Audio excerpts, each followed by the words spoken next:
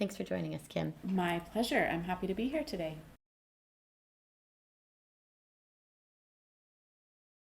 This past couple of years, with all the changes in our society through the pandemic, I think adults were really challenged in their ability to cope with stressful situations. Sure. And I think one result of that has been a perceived uptake in anxiety from adults. And then, there's this amazing thing of how we learn, which is when we're children, is watching adults. Yeah, for sure. And watching behavior. And that's exactly, we're watching adults model behavior for us. And so if, as adults, as parents, if we're having a hard time coping with the stressors around us, which is understandable, and we don't have some already set patterns built in, that can tend to create more anxious behaviors. For sure. Because we don't know how to handle it. And then children are picking up on that. Right. And so I've noticed a trend of parents coming to us who are exhibiting those behaviors and worried about their children, which is fine, and it's good to be worried and concerned, and we always invite that. But I think adults could use some time to learn and think about their own coping skills, and then how to teach that to their children. Yes. Right? And how to directly instruct coping skills to the children. Because guess what? Hard things are going to happen all of our lives. Right. Yeah. And the more we build coping skills for all those hard things, the more life is just going to be a little more even-keeled. For sure.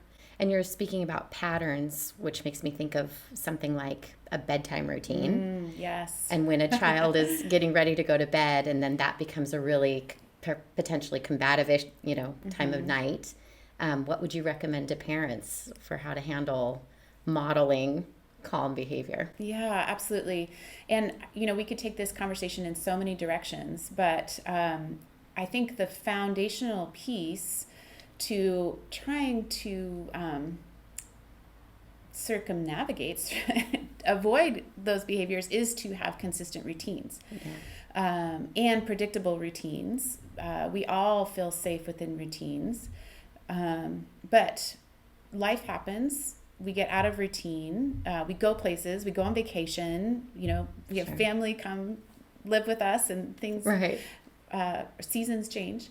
So let's say you're in a situation you've found yourself with a 5-year-old with language who's having trouble all of a sudden with a bedtime routine, right? Yeah. And so again, I go back to my original conversation of how we model behavior. Children pick up on it. But then there's also something important to know, is that any child who is having a crying, screaming, tantrum fit, they are not working out of their logical brain or their prefrontal cortex. Yes. So don't try to reason with them. Right. Don't use lots of words. Right. Yes. Right? So again, put yourself in their shoes. When you're highly stressed, do you want somebody giving you a lot of words and talking to you? Absolutely not. Right? And so the best thing is to model with your behavior how you want them to respond. Continue to support them with a kind, calm, low voice. Again, we're modeling. And your words are short and, sympathetic. I'm sorry, this is hard for you. This is something we need to do. We need to close the iPad. It's going to be okay. I'm going to help you through this. Right? And they might escalate more. They might not respond to you at first, and that's okay. But you continue and persist with the same simple message, calm voice, get down on their level, sympathize with how hard that work is. And I think sometimes as adults we forget that it's really hard work for kids because they want something, but they don't have the coping skills yet to understand that they're going to be okay, whatever it is. And then the other piece that's so important for parents is we have to make constant choices about giving in or staying strong. Yes, always the debate. Yeah. It's so hard. I struggled with it so much as a parent. And that is the joy of parenting. Yeah. Is figuring that out. And nobody can tell you those moments when you need to stay strong and when you need to give in. Yeah. And that is just the grace you have to give yourself. Yeah. And so you have to decide, is this an important thing that I need to stay strong with?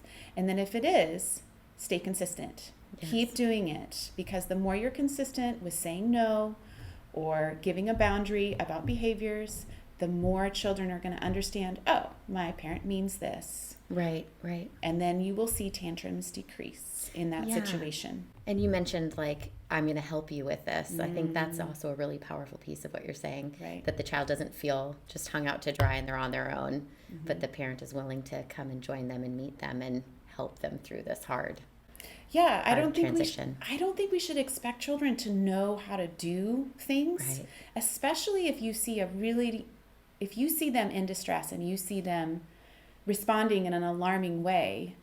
It's because they don't have the skills at that moment. Right. And that's good for parents to step back and cognitively realize, like, oh, wait a minute, my child doesn't have the skill. They need me to show them and help them how to do that. And again, when they're calm, when they've come down, when they're showing their remorse or the sadness, their body is calm, they're quiet, and they're starting to talk again. When they start to talk, is when you start to talk. Yeah, right. Right? Then you can be like, hey, that was really hard. Let's talk about that. I know it's really hard when you hear me say no, but this is what we need to do. It's really important that you're able to get good rest. We're going to go to bed at 9, blah, blah, blah. Right. You know, so when they start to talk, you start to talk. Don't, otherwise, 1 to 2 words, 3 if you need to. Right. Age 5. Yeah. Yeah, that's a great guideline for 3 to 5. Yeah. Thank you for that. Yeah, absolutely. Thanks everyone for joining us.